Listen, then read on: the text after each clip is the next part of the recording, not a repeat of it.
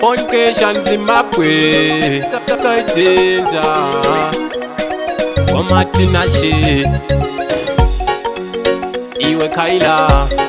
Ana wangu nimbotsiura Mr. Kenzo Ayo Maxasi Saka natina takwa wapa Kwa unoyenda usiku mwana wangu Nini ninatina takwa wapa Kwa unoyenda usiku mwana wangu Shinoda kuterera bakuru Kote kuda kutipiga tumasuru Shinoda kuterera bakuru Kuti life ibake sekendu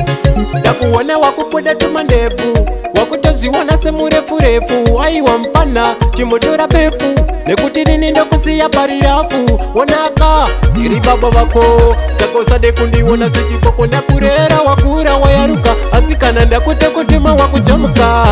Saka natina takwa wapa Kwa unoyenda usiku mwana wangu Nini ninatina takwa wapa Kwa unoyenda usiku mwana wangu Shinoda kuterera bakuru Kote kuda kutipiga tumasuru Shinoda kuterera bakuru Kuti life ibake sekendu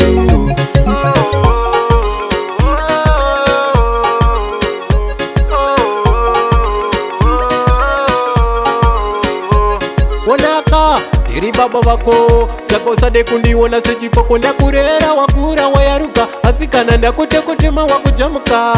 Saka natina takwa wapa Kwa unoyenda usiku mwana wangu Nini ninatina takwa wapa Kwa unoyenda usiku mwana wangu Shinoda kuterera bakuru Kote kuda kutipiga tumasuru Shinoda kuterera bakuru Kuti life ibake sekendu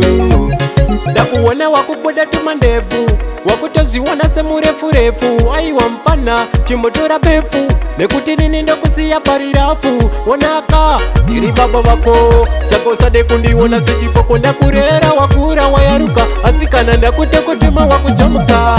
Saka natina takwa wapa Kwa unoyenda usiku mwana wangu Nini ninatina takwa wapa Kwa unoyenda usiku mwana wangu Shinoda kuterera bakuru Kote kuda kutipiga tumasuru Shinoda kuterera bakuru Kuti life ibake sekendu